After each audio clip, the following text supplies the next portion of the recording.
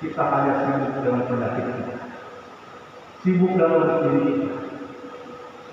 Waktu kita masih muda, waktu kita masih sehat, waktu masih kuat, tapi kita tidak mau melakukan hal itu. Begitu kita tidak kuat untuk melakukan, kita akan sibuk dengan diri kita. Saya ini 3 tahun ini makan luar. Minum air yang berkualitas, minum susu. Dan sebulan sekali saya dapat kontrol kolesterol. Boleh begitu saja. Saya pikir itu makan obat saja, terlalu repot buat saya. Begitu makan obat, langsung saya cari kemana obat saja. Repot. Hanya makan obat. Apalagi kalau saya ini sudah tidak kuat. Akan ini wajib. Tuhan ingin kita kesempatan yang memberikan kepada kita. Mari kita gunakan hal ini untuk kemuliaan.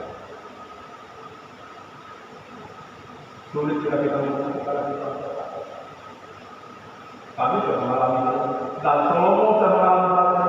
Dia katakan, sebelum tahun kesusahan itu, aku sudah mengalami tidak ada kesenangan di hidup kata Salomo.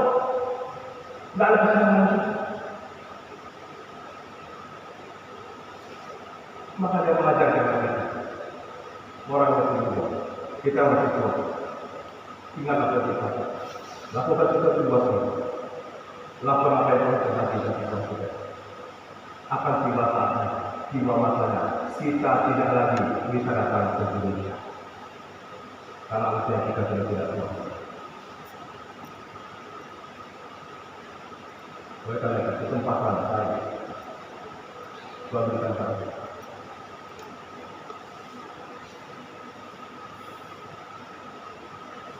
Tidak bisa lagi makan sate kambing yang tinggi.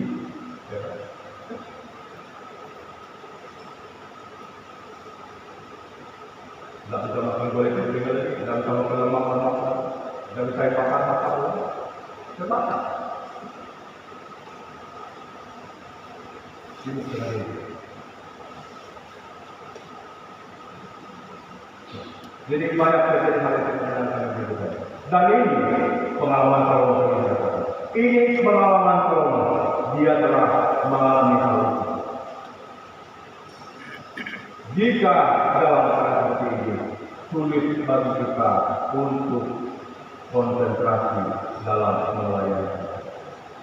Sulit kita untuk konsentrasi untuk kita ada hubungan dengan Tuhan. Kalau kita Tuhan kita. Yang kedua, jaga alasan yang kedua. Yang pertama itu alasan pertama itu. Yang kedua alasan kedua. Ayat 2 sampai 5 jelas. Saya tidak baca. Tetapi ayat ini menggambarkan suatu kondisi yang sangat berbeda.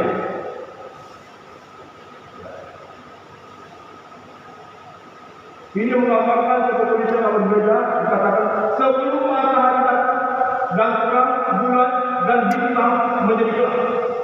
Ini bisa dikatakan dengan hari kiamat kedatangan Tuhan yang berlaku. Kalau Tuhan sudah datang ke dunia ini, itu tidak ada kesempatan bagi kita. Tidak ada kesempatan.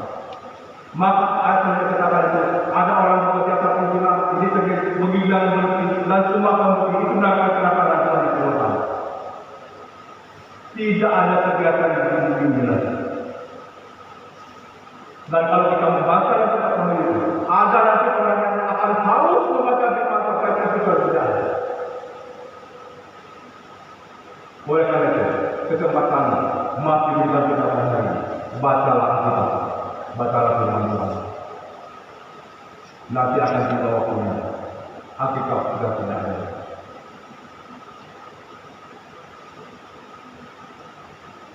Silakan melakukan itu. Tidak ada kesempatan lagi. Maka pada masa muda, pada masa tua, waktunya kita melakukan sesuatu untuk kemuliaan Tuhan. Kondisi yang berbeda kalau kita baca ayat 25 itu bisa dikatakan tentang juga berkurangnya kekuatan kita, berkurangnya tenaga kita sebagai manusia. Artinya fisik kita ini tidak kurang.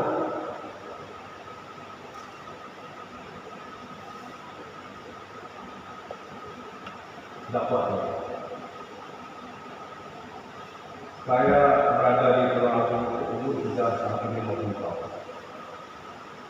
Waktu saya masih di Kalimantan Selatan itu, anak 1, 2 itu masih kuat dan handphone. Begitu saya masuk pelayanan ke Tulung Agung itu, umur sudah hampir 50-an itu, saya coba pergi main bola dengan main volley juga tidak bisa, loncat pun tidak bisa, karena tidak berbeda. Hati adanya yang menjaga, jadi saya jadi sesuatu. Waktu kesempatan yang kita lihat, lakukan itu dengan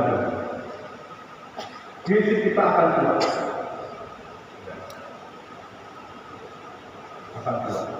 mengalami kekuatan kita semakin kurang. Mari berhati, masih ada waktu bagi kita. Ingatlah akan Tuhan. Ingatlah akan prestasi. Lalu yang ketiga, sampai kapan kita ingat pada Tuhan? Sampai kapan kita mengingat pada Sang Pencipta kita? Kita lihat di ayat ke-7. Dikatakan di situ, ayat 7. Dan debu kembali menjadi tanah seperti semula, dan roh kembali kepada Allah yang mengaruniakan. Sampai kapan? Sampai kita mati. Karena pada Tuhan. Ingat pada pencipta itu sampai kita mati. Bukan saat kita tidak mampu pada berfungsi manusia, tidak. Sampai kita mati. Maka dikatakan sampai debu kembali ke tanah. Sampai roh kembali kepada Allah yang mencipta itu. Sampai saat itulah kita ingat pada Sang Pencipta.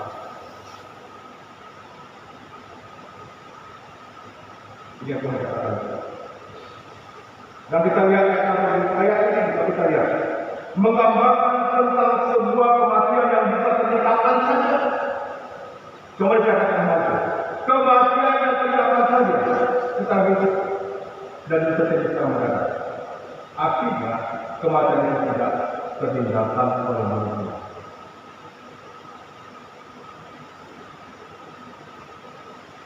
Waktu saya dengan istri saya kelana di Papua, kami buat masjid sendiri. Memang kami di Palawan. Di Palawan. Kalau turun ke sungai itu ada bukan karet. Bukan karet kalau sampai ke sungai. Kampung. Waktu dia sangat takut. Dia pernah bukan takut kenapa, takut ulang apa. Jadi kalau mau ke sungai itu harus saya hantar, mau saya angkat, tidak bisa sendiri.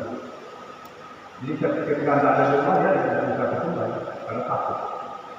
Saya katakan begini, bagaimanapun kita sembunyi dalam lubang batu pun kita akan mati kalau kematian tidak ada. Walaupun ada uang besar di tangan kita, kalau kita waktu kita mati, kita tidak akan mati di sana. Baru dia boleh tahu. Ternyata kematian itu yang mati itu. Maka saya katakan kematian itu saya tidak tahu. Bisa terjadi apa-apa dengan itu. Mungkin kita kata-kata, mungkin kita berjalan. Makanya kita jangan heran kalau lagi mobil bergulir, orangnya mati, tidak sempat turun. Itu kejadian dan berbagi. Nah, di sini bapak kita lihat bisa terjadi apa saja.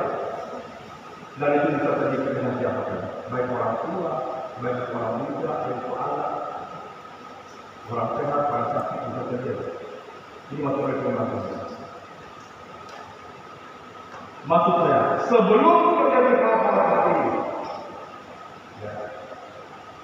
sebelum terjadi hal-hal seperti ini, dalam kehidupan kita, mari kita hidup ingat akan Pencipta kita. Jadikan dia segala-galanya apa yang kita kerjakan, jadikan Tuhan segalanya dalam kehidupan kita.